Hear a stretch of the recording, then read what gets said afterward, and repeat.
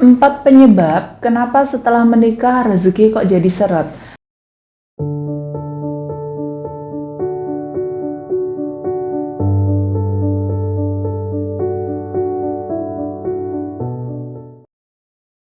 Bismillahirrahmanirrahim. Assalamualaikum warahmatullahi wabarakatuh.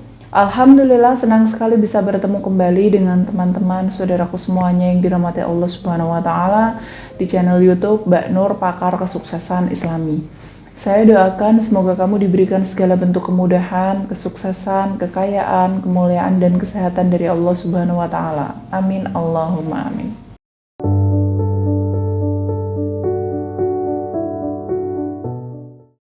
Ada seorang teman yang bercerita pada saya, dia bercerita setengah mengeluh ya. Dulunya sebelum menikah sepertinya penjualan produknya itu banyak banget, penjualan di tokonya itu banyak. Namun setelah menikah kok jadi merosot jualannya, bahkan kadang-kadang harus nombok untuk ngegaji karyawan. Kenapa sih jadi begini? Padahal Mbak Nur sering banget bilang kalau setelah menikah adalah menikah itu adalah salah satu cara untuk membuat rezeki kita dilancarkan oleh Allah Subhanahu wa taala. Tapi faktanya apa yang dialami kok kebalikannya gitu. Apakah teman-teman yang lain ada yang mengalami hal serupa? Yaitu setelah menikah rezeki jadi seret. Kalian tahu tidak, yang namanya ada akibat pasti ada sebab. Barangkali ada hal-hal yang entah kalian sadari atau tidak, ini tuh memicu tertutupnya rezeki kalian setelah menikah. Penasaran apa sajakah itu? Nah, ini di sini saya jelaskan. Yang pertama, barangkali istri kamu itu tidak bahagia. Ingat, rezeki suami itu tergantung istri. Jadi yuk cek, ditanyakan, dikomunikasikan dengan istri, dia bahagia atau enggak sama kamu. Atau istri itu sering murung dan malah menunjukkan gelagat yang tidak bahagia. Jadi kamu harus introspeksi diri untuk bisa membahagiakan istri. Nah, yang kedua, setelah menikah tetap melanjutkan maksiat. Jika sudah menikah harusnya ya maksiat semakin hilang. Ini sedikit cerita. Ada salah satu teman saya yang dulu sebelum punya kekasih, dia sering mabuk-mabukan, sering judi, karaoke, dan lain-lain. Akhirnya sampai pada satu titik dia ketemu dengan seorang wanita yang sangat dicintainya. Mereka akhirnya menjalin hubungan sebagai sepasang kekasih. Lebih tepatnya mereka ta'arufan karena si wanita ini memberikan syarat-syarat yang cukup berat bagi teman saya ini. Salah satu syaratnya adalah tidak lagi mendatangi tempat-tempat maksiat, mabuk-mabukan, judi, dan lain sebagainya.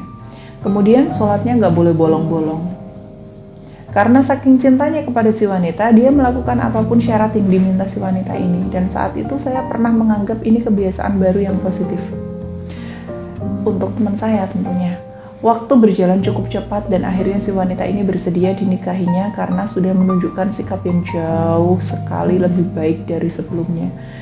Namun ternyata beberapa bulan setelah pernikahan, si suami kembali dengan gaya hidupnya yang lama, suka maksiat, judi, ke karaoke, mabuk-mabukan, dan lain-lain. Pernikahan kan salah satu ibadah ya.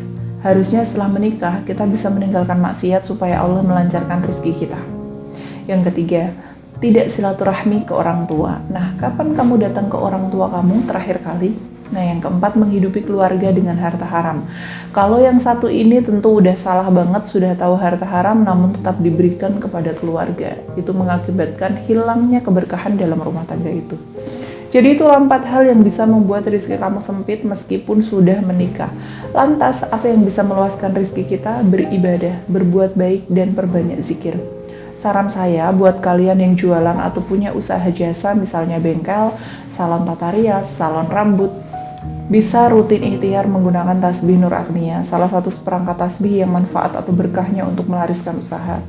Tasbih Nur Agnia yang asli dan satu-satunya hanya bisa kalian dapatkan di mbaknur.com atau hubungi nomor yang ada di dalam video ini. Jika teman-teman mau konsultasi juga boleh langsung ke nomor tersebut. Saya Mbak Nur, mari bersama sukses dan berkah di jalan Allah. Akhirul kalam wabillahi taufiq wal hidayah wa ridha wal inayah. Wassalamualaikum warahmatullahi wabarakatuh.